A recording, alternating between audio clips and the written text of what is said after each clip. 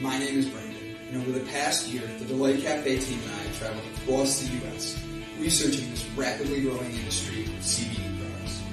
What we have found throughout the industry were products that were inconsistent in dosage and used ingredients that weren't even lab tested. Products with chalky textures, bitter aftertaste, and worst of all, confusion among the CBD consumers.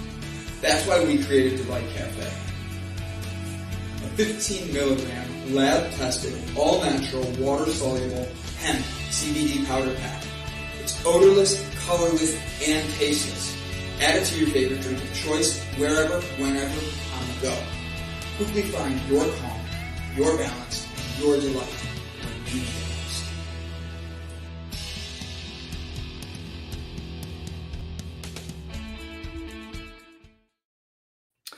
Good afternoon, ladies and gentlemen. My name is Brandon Croucher, CEO of Delight Cafe. I'm honored that you choose to spend this evening with us. This is The H, an honest conversation about health, hemp, and happiness. Tonight, I've already been laughing and having a wonderful time backstage with Miss Catherine Ewing. I keep wanting to emphasize the E. Ewing.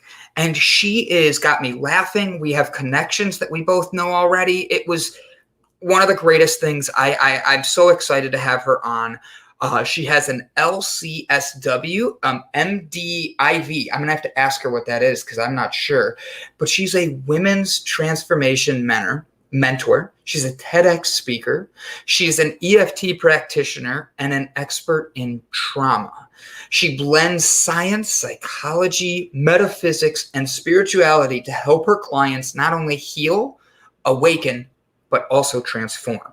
It is an honor to have her here today. So if you've ever felt like you are crazy, guess what? You're not. You ever felt like you are not your story? Guess what? She can help you. You did not create the situations or circumstances in your life. Everything happens for a reason, and you can heal the wounded parts of yourself. So please do me an absolute huge favor of welcoming Miss Catherine Ewing with me. Hello, Kathy. Hi, Brandon. Nice job. I wanted you to be proud of that earlier. I missed you guys this morning. As you can see, I'm not in my office. I didn't do my morning show. I'm actually visiting my niece for Halloween. She's 10 this year. And this is probably the last year that she's going to be able to trick or treat, to go out and do it with family, because next year we all know kids are going to want to end up being with their friends. So I came down and we're matching Dracula costumes, and I'm a wrestler at one point for a party one night apparently, but I flew down to Texas to be able to spend this time with my niece and get a wonderful time in with the holiday. So thank you guys for being here and understanding this morning. I just want to say hi to everybody really quick. Now let's dive in. So right off the bat, your last name is a very popular last name. It comes from a TV show. Which character was your favorite, and what is your favorite part of the show Dallas? Well, I'll be honest with you. I never really watched it much. Even though I'm of the generation where that was like really the show to watch. I took sort of a hiatus from TV for a long period of my life because the vibration of it was just not resonating with me anymore. But I do have a funny story that I shared with you a little bit. So one of the characters in the show, a main character, is J.R. Ewing. Yes. And I actually have two nephews, biological brothers, who my brother and sister-in-law adopted. And at birth, their birth mom named them both Jesse. Apparently, she had several sons who she named Jesse, and sadly, they were removed from her care because she just, she wasn't able to care for them. And my brother and sister-in-law adopted both of the boys. They were about a year apart, but they had to change the second one's name so that the two boys. I was going to say, that's tough. Ryan and then Jason Ryan Ewing. So I have two nephews named J.R. Ewing. Are you related to Patrick Ewing? I'm sorry? Are you related to Patrick Ewing, the basketball player? I don't know. I think we're all one big family. So at some point we are all related. And actually, in my family history, there was a book written about the genealogy on my dad's side, and Ewing, it actually comes from Mech Ewan, the Scottish Mcewen. I don't know where the other Ewings come from, but that's where my ancestry on my dad's side was. That's fascinating. Yeah. All right. So you actually are a very fascinating individual. You've done a TEDx talk, and even though you and I had some fun behind the scenes, I can't get into what you and I got into yet, because that's going to be a big thing. But like, I wanted to ask you about your TEDx talk. Emotional, I'm going to say this word wrong, and I've practiced 3 times. Alchemy. Can you explain to me what made you choose this conversation? Because that's a very unique conversation. Yeah. And how can people use this to benefit? Don't worry, I even got it behind the scenes for everybody to get it. Cool. So first of all, the name of my website, I don't really go by my business name, but my business name technically is Sacred Heart Alchemy. And that came to me in a very powerful way during a 3-day-long shamanic journey. And there was a whole vision thing, Yeshua, Mother Mary, doves, flying through space and time. So I love it. We don't have time for all of that. But it doesn't matter. I'm in. You and I are going to go on a journey together. I love it.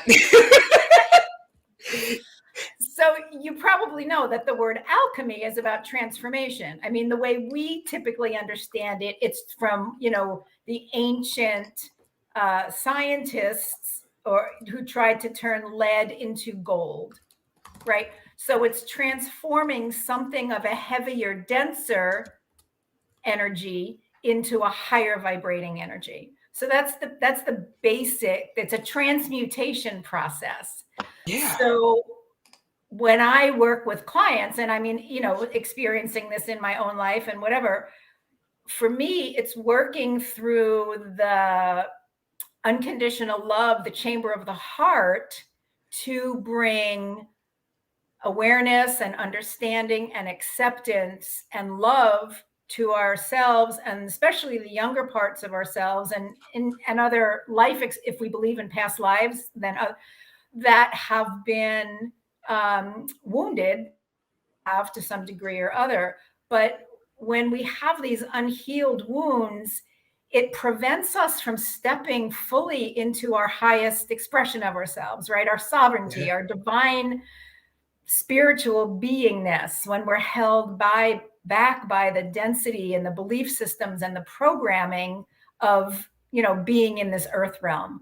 So when I work with clients, I like to call it spiritual alchemy. We sort of take this journey and very gently and with a lot of sacred intention, sort of dig up, uncover, brush off, the old broken pieces, and look at the story around them and do healing work. And then I like to say, bring them back together in a new mosaic or a new beautiful representation of the truth of who they are. So I have to ask, I am someone who looks at all these things, and I'm very much the same online with you on how you have to build your best and you have to go through things. But in your website, you talk about traumas in that. Does a person have to go through a trauma to truly know their destiny in a sense? Oh, no, I don't think it's a prerequisite. Okay, I wasn't trying to make it sound weird like that. No. But I guess my point is more, I believe that every soul chooses a path in this lifetime. I was having some family conversation today about my brother, who his birthday was yesterday. He passed away 7 years ago now. And his soul chose a really difficult journey in this lifetime with mental illness and addiction, homelessness. He picked, he chose a difficult path. And, so I believe that souls choose the petri dish, if you will, that will allow them the most fertile environment in which to grow into their highest expression of themselves. But maybe that means they have to learn self-love or forgiveness or humility or, any of the beautiful different faith, honesty, right? Values. Yeah. So, and sometimes the journey on that path is really difficult. So and I'm very careful about this. I don't say to a client, well, you were sexually abused so that you could become a blah, blah, blah. I'm a little, but I do help people understand that when they can heal, there's growth and beautiful lessons to be learned that they may then choose to then use on their own path to be in service to others. I like how you say that. Self-acceptance, though.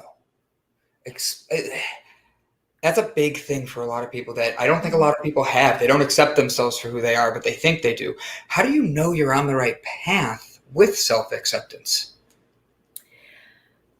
I think your voice in your head tells you a lot about self-acceptance. If you're hearing things like, I'm such an idiot, I can't get anything right, nobody's going to like me unless I'm 20 pounds lighter, or, we sort of create this false self. If we're constantly people pleasing, ooh, I need to do this for them, so they're going to, that ego voice in your head is very different than the voice of your soul that says, you're beautiful exactly the way you are, and you don't have to change yourself for anyone's approval or affection or attention. But there's so much wounding in our lives. Our parents were wounded, our grandparents were wounded, and we live in this patriarchal system that has all these rules, and for men as well as for women, but you have to look a certain way, and you have to be flirty, but not too flirty, because then you're a whore. And the only options you have are virgin or whore. There's like no sort of healthy in between. I think there are just so many dysfunctional messages that we try to squeeze ourselves into. So the less we are driven by those voices, and the more we're guided by the sort of, I'm sure you've heard the word, Brandon, the still small voice in our mind that says, you're perfect just the way you are. You're loved, you're worthy, you're deserving, right? Yeah. All of those beautiful, affirmative, unconditionally loving words and statements and affirmations. Yeah. So this was not one of my questions. I had to write this for this. The ego voice to the heart voice. How do you know you don't mix those up? Like I say that as someone who wants to be able to learn from that. And I thought that was a great analogy. I've never heard somebody say that like that. So how can I know I'm listening to the right one and not the one that's going to lead me down the wrong path? Well, again, I think the simplest way is, what are the words you're hearing? If they're critical, judgmental, dismissive, mean-spirited, and they make you feel bad about yourself, they create anxiety, they make you feel less than or, unworthy, that's not the voice of your soul. That's not your authentic spiritual self, right? Those messages will always be loving and accepting, uplifting, supportive. And it'll feel different in your body.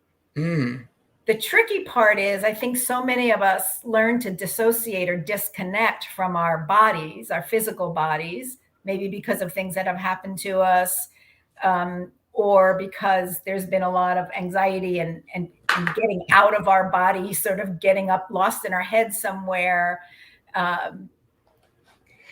We don't know. It's a great question that you've asked, because you got to quiet down and you've got to slow down to hear that more authentic, loving voice. The other one is like, wah, wah, wah, wah, wah. Yes. When you think about that, I think you hit the nail on the head on that.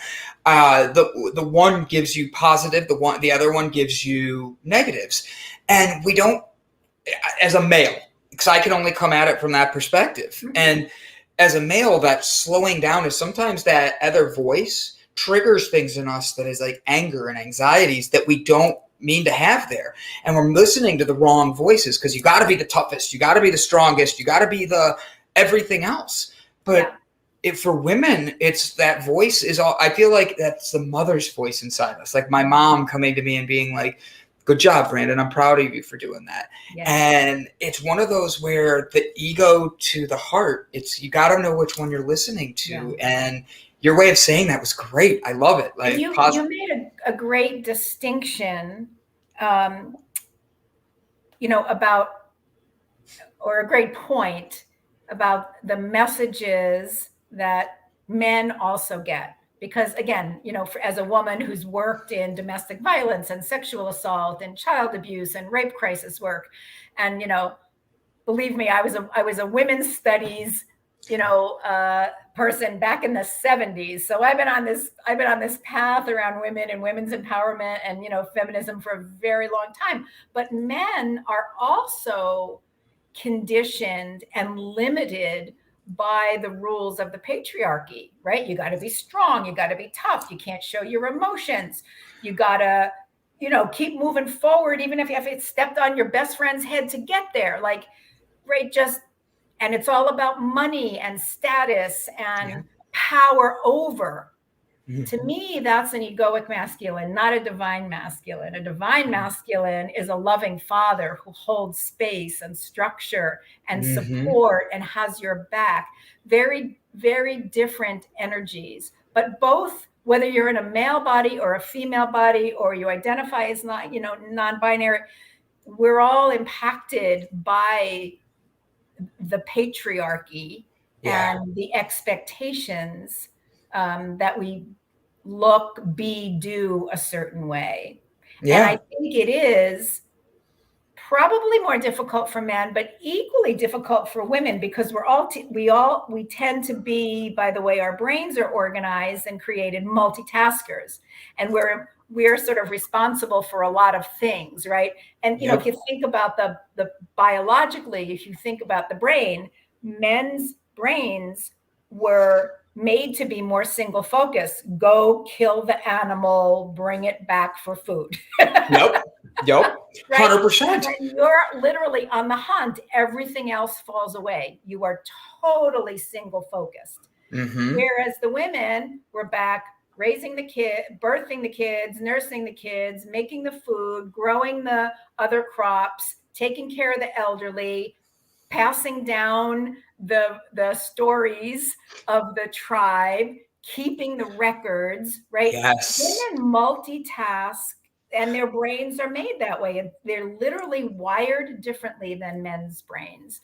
So I don't know what got me down that thread, but that's okay. I like it. Go. Male or female, this patriarchal system of needing to be and do a certain way. Oh, I was talking about being busy in our heads. Yes. And not taking time to sit and get quiet, because then we're lazy, we're wasting time, we're not productive, we're not getting shit done, we're not meeting the deadline, we're not getting to the goal. And it's just built into the structure of our culture. Other cultures are different, but our culture, it's go. It's do instead of, let's be. Yeah. Let's just be. Because being is where we actually get to tap into higher consciousness and creativity. Yes. I love that. So on your TED Talk, you even do that. You do that on stage. I was watching it, and you had everybody put their hands on their heart and all that. Yeah. And you had everybody just, I did it as you were doing it. And I closed my eyes and I was taking the breaths, 5 in, 5 out. And you could feel the energy inside you change. And I look at the fact that there's so many times in our life that ego mind steps in and it hits us. And it doesn't matter male or female. it's telling us these negative things. But if we take that moment to take a stop and take that breath, it makes a big difference. Yeah. How do you help clients? Oh, go ahead. You have something.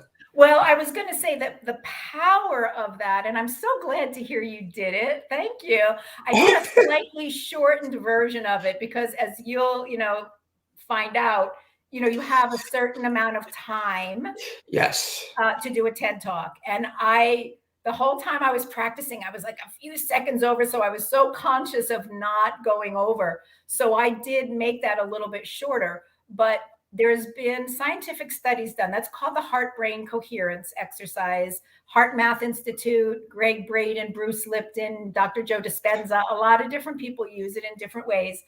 But ultimately, it's a 3-minute exercise that shifts us out of the sympathetic nervous system, which is fight or flight, anxiety, into the parasympathetic, which is rest and restore, right? Sort of the calming. But with the bringing in of the higher vibrational words, the gratitude, appreciation, it literally lights up different circuits in our brain. So within 3 minutes, you're not only relaxing yourself in that short period of time, but you're changing your brain chemistry for 6 hours. Fascinating. So the cortisol and the adrenaline, the stuff that's typically running in all of us anymore because we're all so stressed out and anxious, we're switching that off and we're switching on the serotonin, the dopamine, the calming, relaxing, and healing chemistry. Yep. So if you do this thing for 3 minutes, you get a 6-hour return on your investment. Not bad, right? That's huge. That's a huge, because like when you think about it, the average person works 8 hours a day is what we say. So imagine you take 3 minutes in your car before you get to work and you sit there in the parking lot and do that. You're going to get to lunch without having the anxiety of the day start hitting you. Exactly. And then if you do it again at lunch, it carries you through the rest of the day and into dinner. And then in the evening, before you go to bed, for less than 10 minutes a day, you too. Yes. You too can be like, or do this. I love that. That is your next TED Talk is for less than 10 minutes a day. You could find happiness. Yeah. I love it. So yeah. I actually see something here that I really would like to jump into, have a conversation on is I'm so distracted with who I am. I don't feel my name fits. I know that sounds weird. I'm in the process of trying to figure out who I am. I lost me somewhere. And then I noticed that there were others that said the same thing. And how do you start a conversation with someone when they say they've lost themselves? Obviously, you'd ask more questions, but I mean, the breathing is one thing. What would be some advice we could give to people, you give to people to help them? What I would be curious about is, was there ever a time when you felt like you knew yourself? And when did that change? So I want to look at a precipitating event or series of events. And they don't have to be huge. Dissociation can happen. Trauma can happen in a moment when we feel unseen or unheard or unsupported. It doesn't, people hear trauma and they think, oh, I must have been sexually abused, or I must have been, in war, or lost my parents in a car accident, like some big T trauma. But little traumas, being shushed, being neglected, being told we're stupid, being embarrassed by a teacher in front of a group of students. And isn't that funny? That happened to me in first grade. And here I am bringing that up as an example, right? It's the little T traumas where we all of a sudden feel shamed or humiliated or uncared for, that can also create a dissociation, a separation. And then we start to change ourselves so that doesn't happen again. So we start to create this false sense of self. Amazing. Because the Yeah. other piece of it is children always think everything is about them and their fault. So if someone harms them, their belief is that somehow they must have caused that. I must not be lovable. I must not be Right. good enough. I must not be pretty enough or smart enough or funny enough or lovable enough or a good enough girl, right? Um, so we start to put on these false layers of ourselves. Yeah. I I like how you're phrasing that, because it's totally understanding that maybe it's something. Your website hits it on the nail on the head. You say it's everything happens for a reason. And so learning from that. And that's something that I think a lot of people, we don't remember why we're feeling like that, because it happened in first grade, as you mentioned. And it's seeing that you can step into that next realm. It's building yourself back up. Yeah. And, With it gets suppressed and pushed down. And if you watch the TED Talk, you saw the picture of the iceberg. It I gets did. pushed way down in the subconscious. That's our brain's way of trying to protect us from the pain or the discomfort of that. Yeah. But when that happens enough, it creates these survival responses, right, that then stay with us through our whole lives. Whether we feel safe in the world, how we respond to other people, whether we feel comfortable speaking up or asking for what we need or expressing ourselves, whether we start to do some kind of self-harm, whether it's cutting or burning or overeating or drugs or alcohol or sex, to disconnect from the pain that we feel, Yeah. or to make us feel something when we've become so numb, because that's the other thing that happens, especially with like cutting or burning. It's actually a way to feel something. But I'm getting a little off the topic here. No, I get where you're going with it. I wanted your analogy of the iceberg was one I wanted to tap into. Actually, so you took that right where I was headed. I wanted to actually tap into it for twisting it a little bit with veterans.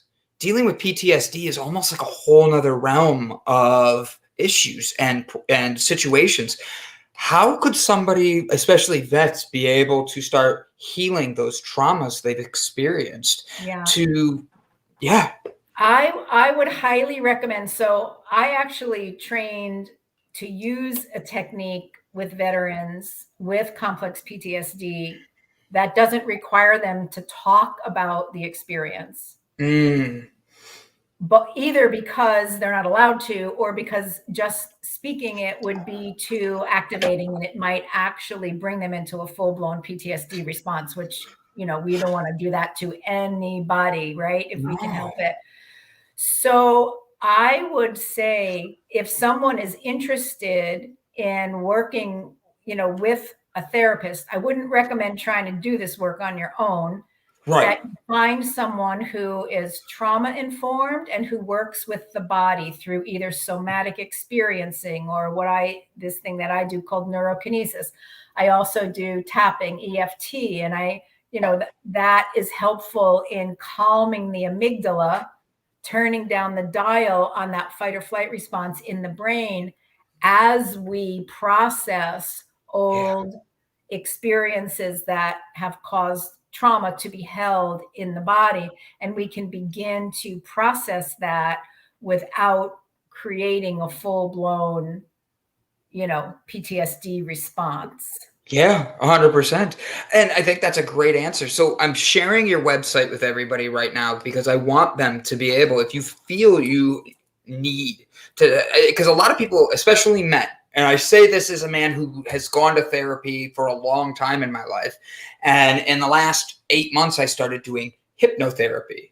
And it's been so different. The other day, I was at breakfast with my mom, and she was complimenting me without knowing I could hear her. She was talking to the waitress, and the waitress went to make fun of me. I have that like personality. Everybody likes to pick on me, and I'm great with that. I love it.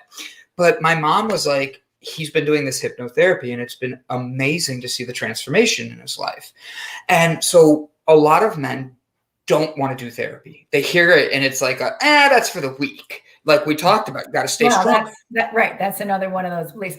But I will also say, and I don't know, I have this probably somewhere on my website, but I never set out to be a psychotherapist.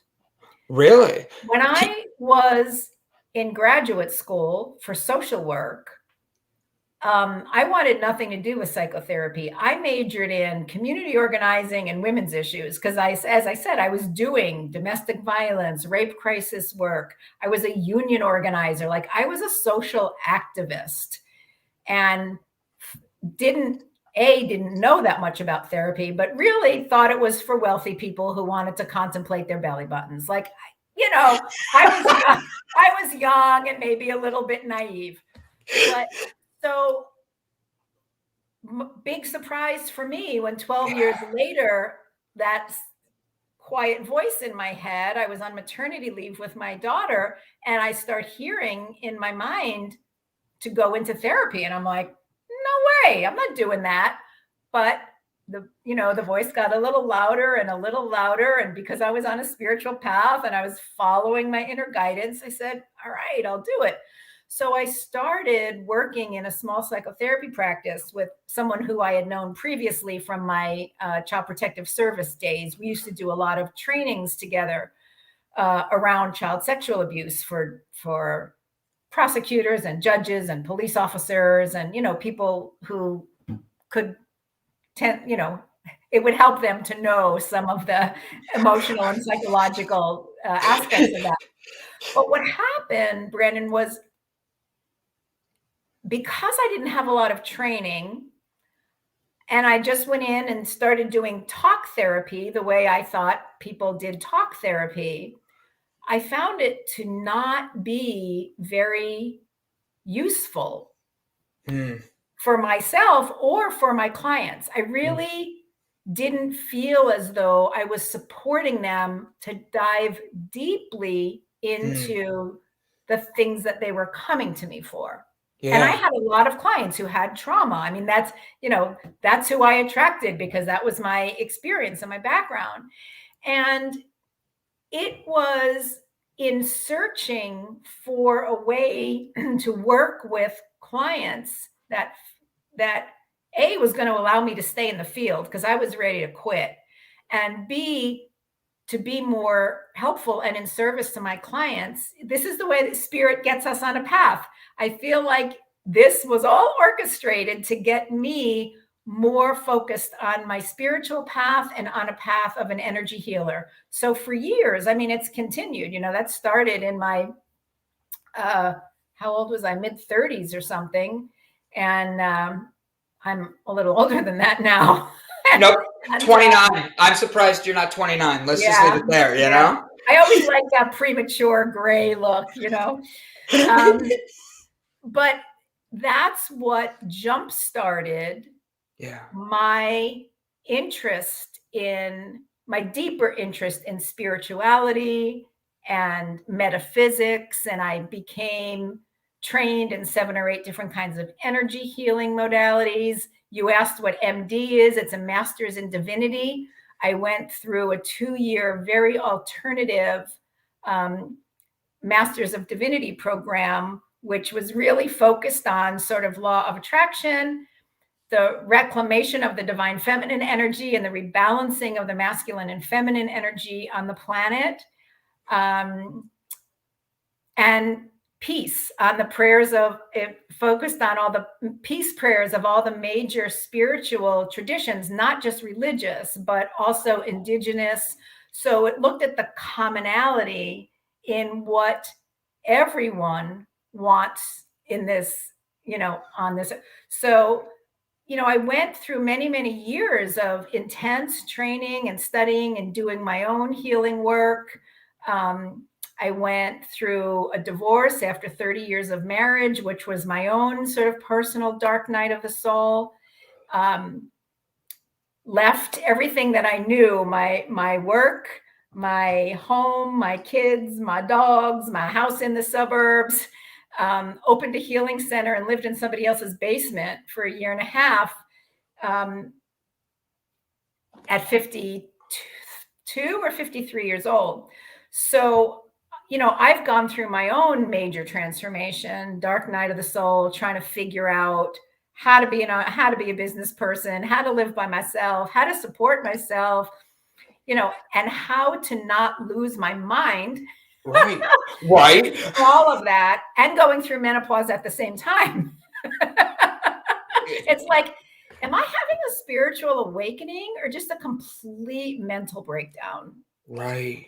I'm really not so sure. But what it did was, because I didn't have clinical training as a psychotherapist, it allowed me to bring all of these different things into my work with clients, finding ways to get below the surface, to dive more deeply. And I had, every possible activation, upload, download, any healing modality, anything you can imagine out there, I've had it or done it, right?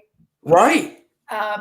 So it's been this incredible journey to create my own way of working with clients that is pretty unlike traditional psychotherapy. And I have to tell you, almost to, everyone, my clients say to me, oh my God, I've been in therapy, in and out of therapy my whole life. And this is the only time I really feel like I'm getting anything done. Or I came to you because you were different than, and this is not throwing shade on psychotherapists. You have to remember, we're talking 27 years ago when I went into the field. Right. So we didn't know what we knew about the brain and trauma and energy healing and all of that then. And I'm happy to say many of my colleagues in the field of psychotherapy are getting trained in fact, I train people in some of the things that I do in energy healing, in more spiritual approaches, in more metaphysical, ways of looking at things. So, sound healing, essential oils. I mean, we bring it all in, unless you work in an agency where there's a lot of rules, but I was in private practice. I like how you did that. I figured once I close the door, nobody knows what the hell I'm doing in here. So right, yeah, boom. I love it. So you have done some pretty cool things, and I want to ask about the fact that your results, as you just explained, you've been able to help people in such a different way. Why are people able to have that difference with you? What that's pretty much my question. Every other way I'm going to explain what I want you to say as an answer. So it's less, how do you help people where they actually are seeing the difference? Is it just the fact that they're not talking? It's them able to connect inward? Is it? Yeah. Just going back to that iceberg image, right? The little part of the iceberg that sticks up above the water is only 3 to 5% of what we know. This is what the mind knows that the mind knows. 95 to 97% of everything that we've ever taken in through all of our senses from the time we were in utero is stored in the subconscious. That big hulking thing under the water is what's moving that little top part around, not the other way around, right? Right. So we're only talking about stuff, when we're only using the cognitive mind, when we're only using our intellect, we're literally just rearranging the 3 to 5% of stuff that we know. Yeah, there you go. Look at you. I was wanting everybody to see it because I want them to go listen to your TED Talk. It was honestly, it's 15 minutes and you gave so much information. There's the link again. And it's deliver. Guys, trust me, gonna change your life. 10 minutes or more in a day and you're going to be your best you. But the truth is, that's true. Yeah. It really is. You're not telling anybody anything that's like going to change. They need to understand it's for them. You can have aha moments. You can reframe things. You can come up with affirmations. You can try to forgive someone. You can practice different goal setting. Like all of that can come from your intellectual mind. Right. But you cannot change the vibrational frequency and the old patterns that are stored in your subconscious mind that are really running you until you drop below the surface. And, when we look at, we're talking about the heart brain coherence, and because you listened to it, you heard me bring in the words gratitude, appreciation, care, compassion, right? Every emotion is energy. Right. Emotion, energy in motion. It is just a frequency that runs through the body based on the chemistry that makes up that particular emotion. That's how we tell the difference between joy and sorrow, and gratitude and humiliation, right? Or whatever. So those words that we use in that heart-brain coherence are the higher vibrating emotions. They literally light up different parts of our brain. They start a different flow of chemistry.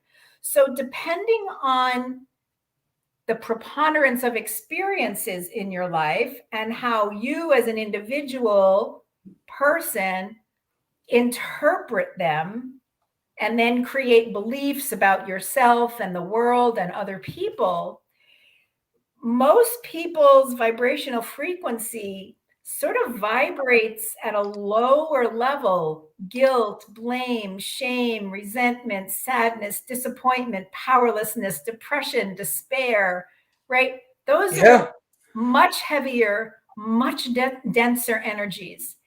And until you start working in the subconscious, you can't clear those energies out of your system to make room for more of the higher vibrating energies. As I say, you got to pump the what out of the septic tank in order.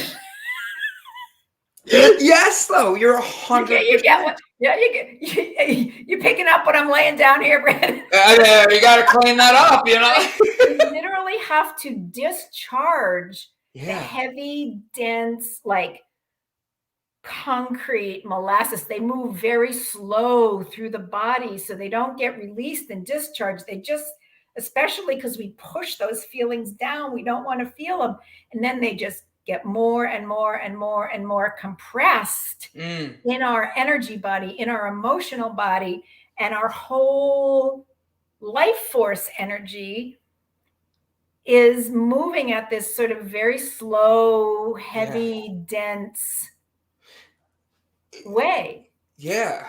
And with that, the iceberg's a perfect one. But that's the thing. I think a lot of people, as an individual, for myself, I'll say this, diving into that cold is something a lot of people fear because they don't know how deep that iceberg's going to go. Oh, absolutely. Scary as hell. Yes. Like, it's one of those things. I remember the first day I showed up, I was beyond scared.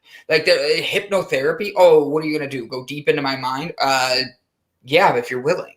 But it's you that's going to go into your mind, not me. And it was one of those. It's not about controlling. Right. I love that because you mentioned that on your website too, about how you're about making you help be the best you, in a sense. I'm not phrasing it right because I'm not cheating and looking at your website. But for me, it's always been about empowering, which is why I work with a lot of tools and techniques that I can teach people to use on their own. It isn't like you have to come to me so that I can do this thing and then you can feel better. No, I want people to learn how to tap and do the heart-brain coherence and breathing exercises and put cold water on their face to activate their vagus nerve. And right, like, did you say vagus nerve? Is that the one that happens in Vegas but only stays there? We have to go there to get it. VAGUS, vagus nerve. It's a superhighway between the base of your skull and the base of your spine, and every nerve and organ in your body is connected to the vagus nerve. So, okay, this is perfect. I love that Britt did this. That she says, I want to do hypnotherapy That crap scares me. I like how she says she wants to do it and then calls it crap. I've been into scaring myself for a better part of the last 8 months. How does somebody dive into this? I have your website up there. They can send you an email and sign up to have a conversation. But how do they know to take that initial dive into their iceberg? My belief is we feel that calling when our higher self is saying, okay, you're ready. Come on, it's time. For some people, we hear in the addiction world when, somebody has to hit bottom or whatever. So, I worked with a client for more than a couple of years whose body had completely just collapsed on her. She couldn't walk anymore. She had tremors. And she had grown up with so much abuse. I don't even know how she survived, honest to God. I don't know. But her body finally collapsed under the weight of it. And while we were working together, the tremors stopped. She regained her ability to walk. She was able to actually drive her car again and got a part-time job. But her body, at a certain point, and when she reached out to me, she basically said, I was drawn to your website and I know basically that you're the person I have to work with because I don't. So my point is, sometimes your body, your life just isn't working for you anymore, right? Your body hurts, your relationships suck, you hate your job, you're over medicating, self-medicating yourself, right? And you just say, I can't do this anymore. This is not the life I want for myself. Or your anxiety is so high that you can't stand the way you feel in your own body. Yes. And for other people, it might be a voice or somebody might share something with them that sparks an awakening for them. They listen to a podcast and something wakes up, right? And they say, okay, yeah, podcast. Right. And so there's different ways that we start to awaken to this call to step into our higher selves. Just like I felt the call to go into therapy when I never planned to do that. Yeah, you said you were going to school for social work, so you have a caring heart. It is social work. The LCSW is licensed clinical social worker. Okay. But within the field of social work, there's a lot of different things that you can do. So I was on more in the path of sort of community. I was doing sexual assault work and domestic violence and child abuse and community organizing. Like I was much more social and political action. I was much more an activist. I had no interest in sitting in an office and letting someone contemplate their belly button. It's the belly button. That was not my thing. You have this amazing energy about you. Now, I know you and I had fun in the back talking about it. How nervous were you going in front and doing a TED Talk and knowing that you're going to be put on a stage that's technology, education? Oh my gosh, I blanked out on the D. Design? I don't know if I've ever knew what the D was. Development, maybe? You know what? We're going to do that. We're going to do technology. I should have. I usually do remember it, but like right on the spot, I froze. But like you're going up there. As you can tell, I love to talk, right? So they didn't call me Chatty Cathy for nothing when I was growing up. Like I come from a long line of Irish storytellers, so So, and I had been speaking and doing workshops. Like I said, I had my own healing center. I did a lot of workshops. I teach other social workers, therapists to do what I do. But getting on a TED stage is sort of intimidating. Yeah. But you spend a lot of time preparing, and I know my material inside out. My problem is I I overshare. Like I want to fit everything I've learned in 30 years into 15 minutes. Right. Mm-hmm. So, but I did my TED Talk in Fredericksburg, Virginia. And I tell you, we had the most wonderful team of people to work with. They were awesome. We all arrived a day early. We had time to get up on stage and practice in the room that we were going to be speaking in. And that helps, of course, because you sort of get to see where the timer is and what the technology is like and how the lighting's going to be. And you just get a little familiarity with the stage. And I had the good fortune of, I go to Unity Church here in Greater Hartford, and they allowed me to go in and practice there a few times. So I had a practice audience, and people gave me feedback, and I tightened some things up, and I expanded other things. And so I had some opportunity to share my stuff, in front of a group of maybe 15 or 20 people. Yeah. So all of that was super helpful. And then, like I said, the people in Fredericksburg were awesome. And I'm so familiar with my material. It was just trying to get it all in an order. And actually what happened to me was I left out a whole part. And then I went, oh, dang, I forgot that part. And I was just able to roll it back in. And people said they couldn't tell. There was no hesitation. Thank you, God. Yeah. That is, I love that. Like, so you have people that are watching right now that I'm going to go watch it. You're hitting it. We even have people teach us what it is: technology, entertainment, design. So I wonder what the X stands for, just so you and I can have fun with that. Well, TEDx, the TED organization, when it started, was really for very large audiences and very big names, sort of.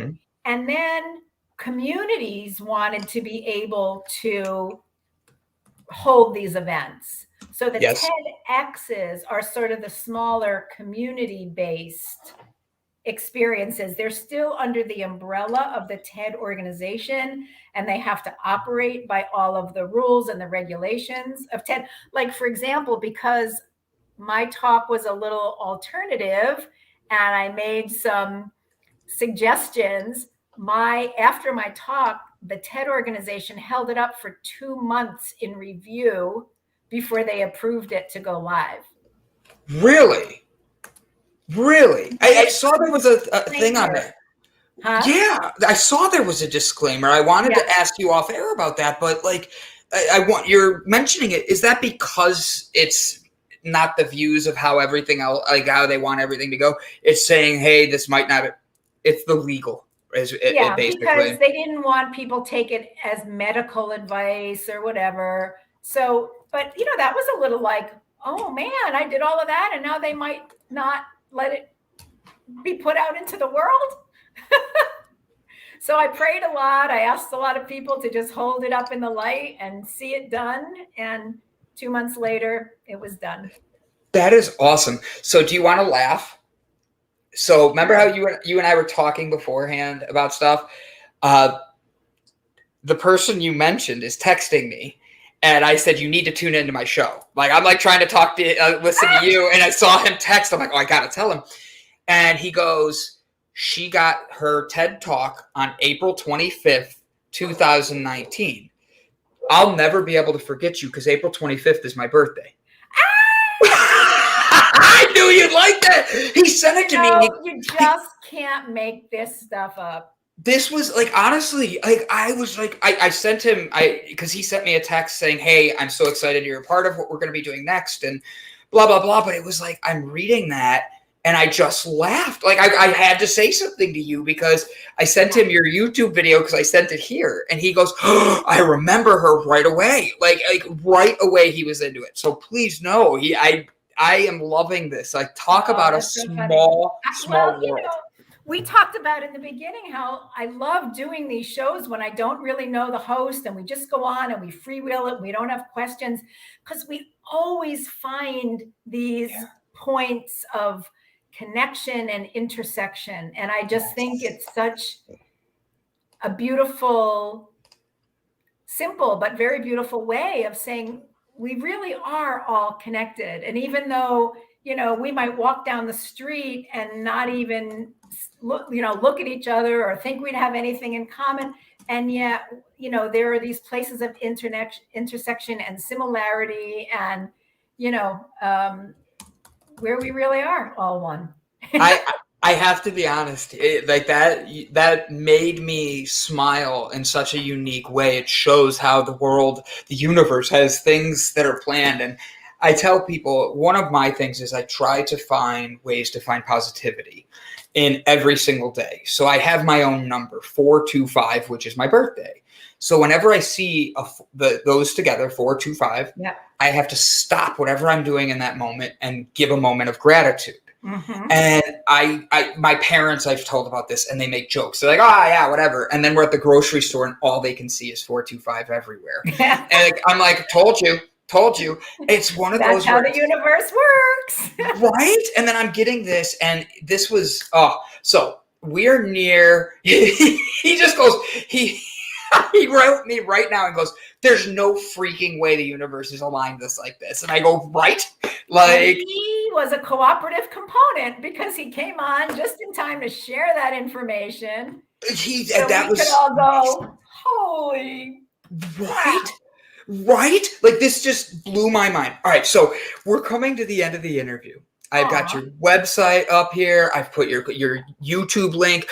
I even have him watching your YouTube link. And I'm sure he knows about it. But I want you to know that we end every show with this positive affirmation. Don't worry, I'll show you how we do it. I'll go first. And you just speak positivity to the audience, and then you're going to go after me and do the exact same thing and say whatever's on your heart. It could be, guys, go out there and just hug a stranger. Maybe not with COVID, but you get where I'm going. So I'll show you how it is, but like, I want you to know how amazing this is. This interview was. My book is the top 50 podcasts I've done because I've done so many of them, and I have to be honest, you're going to be on one of these because this connected in so many ways. Yeah. And you opened my heart. And the one thing you hit me with that I'm never going to forget is ego voice and heart voice. So please, like, that was incredible. Mm-hmm. Like, you like that hit me in a way that's like, oh my God, that makes so much sense. Like, thank you. If I didn't learn anything else today, you brought me that, and I am grateful for that. So, guys, now you get to see how I do this. Ready? This is where we have some fun with everybody. All right, here we go. Leaning in. I'll just keep. Hold on. Let me do this then. I'll make it equal size. Yeah, that way, let me see more of you. Okay. Hi. How you doing? So, guys, this has been an incredible episode. This is one where you just watched how small the universe is and saw connections happen.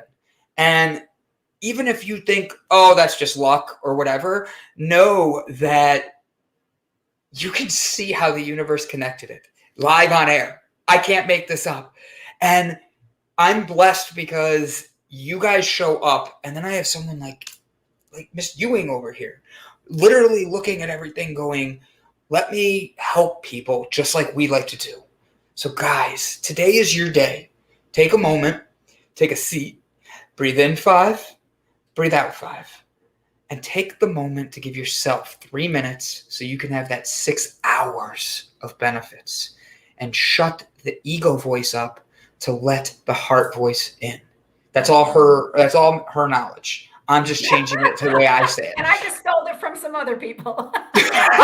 That's how this world works. I love it. Exactly. So tell us your goodbye for today and inspire everybody for us. So I just have to say, this was so much fun. The energy, your curiosity, it's just wonderful. It's so wonderful. And of course the synchronicities, right? Because there are no coincidences. Everything is in synchronicity. Right. And the more we tune in to that more authentic heart voice, soul voice, authentic voice, higher self, whatever languaging you want to use, you become more tied in to the synchronicities of the universe, and Absolutely. you become a cooperative component, as Abraham Hicks says, to all of these events. You all of a sudden you find you're in the right place at the right time, talking to the right person, or somebody comes in and enters the conversation. And so many of those experiences that I can't even begin to tell you, but I'm going to do something a little unusual because it just wants to come through. And so,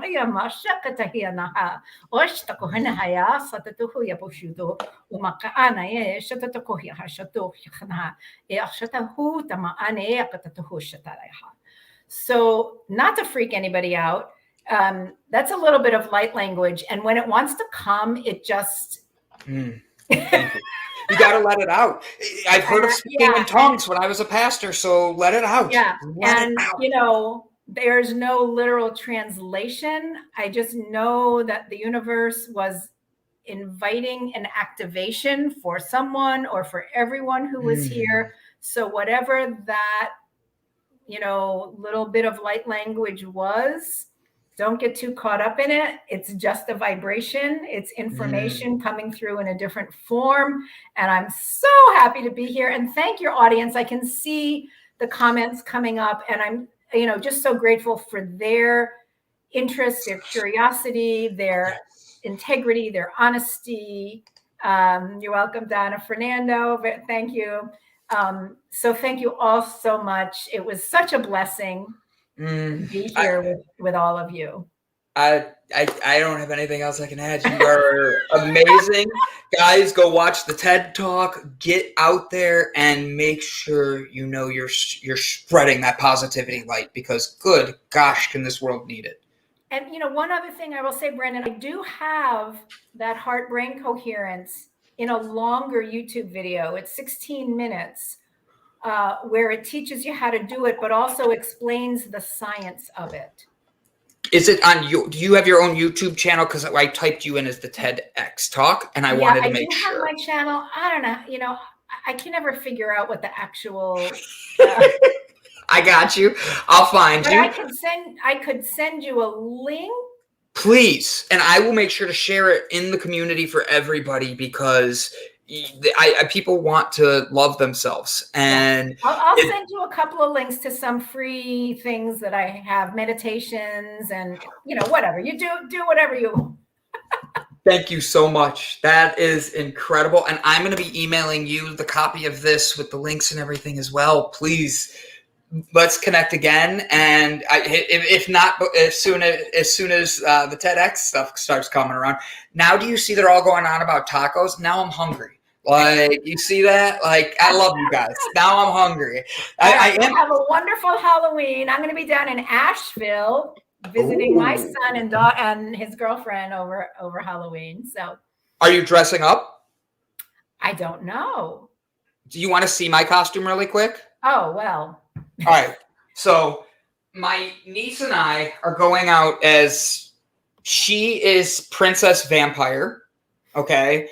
Which was unique. I didn't know that was a thing, but I have to be a prince vampire. And I'm like, okay, but we have to go to my brother-in-law's sister's house for a party, and we have to be wrestling characters. So I bought myself some underwear, and I'm tie-dyeing it. Do I really want to see this? No, don't worry. I'm going to leave clothes on. You're going to like this, all right? So I bought myself some underwear that I'm going to tie-dye, and then I'm going to put knee pads on like a wrestler, right? Like, look all dorky.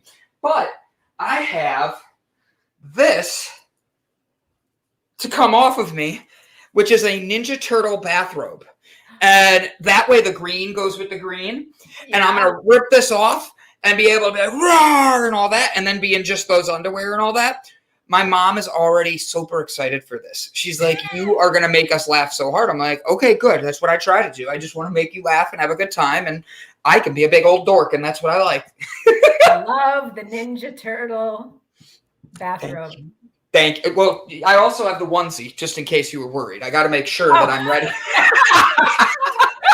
I was a little concerned, so thank you for putting that at ease now. Absolutely. I had to make sure I took that ease away, that fear away. So Guys, All right. go watch the YouTube video. This and is we like will one of my connect. long family goodbyes. We say goodbye about 10 times. And then you're hugging and like all that stuff. I'm like,